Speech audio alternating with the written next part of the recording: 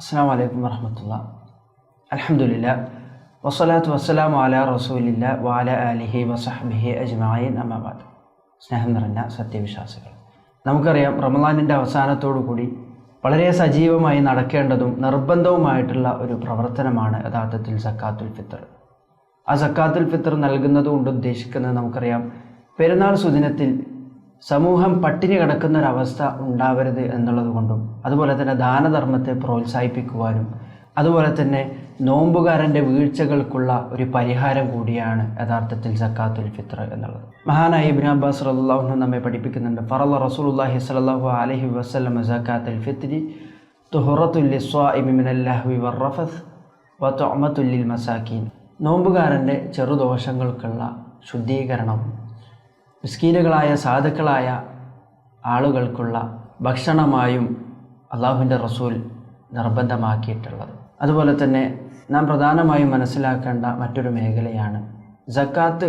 അത് സാമ്പത്തികമായി ശേഷിയുള്ളവർക്ക് നിർബന്ധമാക്കിയതുപോലെ സക്കാത്തുൽ ഫിത്ർ എല്ലാ ആളുകൾക്കും, അഥവാ പെരുന്നാളിൻ്റെ തൊട്ട് മുമ്പത്തെ ദിവസം, റമളാനിൻ്റെ അവസാന ദിവസത്തിൽ മഗ്‌രിബിൻ്റെ തൊട്ട് മുമ്പായി ജനിച്ച കുഞ്ഞുങ്ങൾക്ക് വരെ സക്കാത്തുൽ ഫിത്ർ നൽകൽ നിർബന്ധമാണ് എന്നാണ് ഇസ്ലാം നമ്മെ പഠിപ്പിക്കുന്നത്. മാത്രമല്ല, പാവപ്പെട്ട ആളുകൾ കൂടി നൽകൽ നിർബന്ധമാണ് എന്നാണ് ഇസ്ലാം നമ്മെ പഠിപ്പിക്കുന്നത്.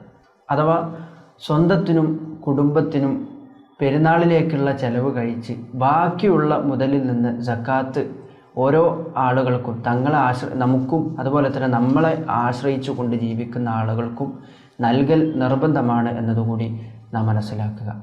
അതുപോലെ തന്നെ നാം മനസ്സിലാക്കേണ്ട മറ്റൊരു മേഖലയാണ്, അഥവാ സക്കാത്തുൽ ഫിത്റിന് വേണ്ടി നാം കരുതി വെച്ചിട്ടുള്ള ആ ഒരു ഭക്ഷ്യവസ്തു, അത് ഈദ് നമസ്കാരത്തിന് വേണ്ടി പോകുന്നതിന് മുമ്പായിക്കൊണ്ട് അത് അർഹരിലേക്ക് എത്തിക്കണം എന്നുള്ളത് ഏറ്റവും പ്രധാനപ്പെട്ട ഒരു കാര്യമാണ്.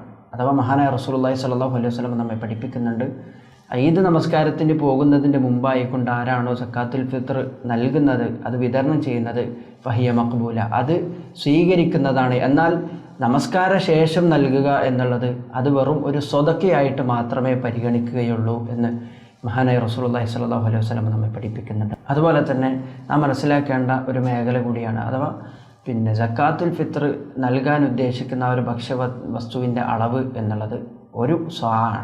അഥവാ ഒരു സ്വാ എന്ന് പറയുമ്പോൾ 4 മുദ്, അഥവാ ഒരു സാമാന്യ വലിപ്പമുള്ള ഒരു വ്യക്തിയുടെ 2 കൈകളും ചേർത്ത് പിടിച്ചു കഴിഞ്ഞാൽ അതിൽ ഉൾക്കൊള്ളുന്ന ഒരു ഭക്ഷ്യവസ്തു എത്രയാണോ അത് കണക്കിലെടുത്താണ് നമ്മൾ നൽകേണ്ടത്. അത് ഏകദേശം പണ്ഡിതന്മാർക്ക് അഭിപ്രായ വ്യത്യാസമുണ്ടെങ്കിൽ, കിലോവിൻ്റെ കാര്യത്തിൽ പണ്ഡിതന്മാർക്ക് അഭിപ്രായ വ്യത്യാസമുണ്ടെങ്കിലും ഏകദേശം 2.5 കിലോ 2.25 കിലോളം ആ ഒരു തൂക്കം വരുന്ന ഭക്ഷ്യവസ്തുവാണ്. നമ്മുടെ നാട്ടിലെ അരി, ഗോതമ്പ് തുടങ്ങിയ ഭക്ഷ്യവസ്തുക്കളാണ് അതിന് നൽകുന്നത് ഏറ്റവും അനുയോജ്യമായിട്ടുള്ളത് എന്നുകൂടി നമ്മൾ മനസ്സിലാക്കിയിട്ട് സക്കാത്തുൽ ഫിത്ർ അത് കൃത്യമായിട്ട് അതിൻ്റെ അർഹരായിട്ടുള്ള ആളുകളിലേക്ക് നൽകാൻ നാം ഓരോരുത്തരും പരിശ്രമിക്കുക.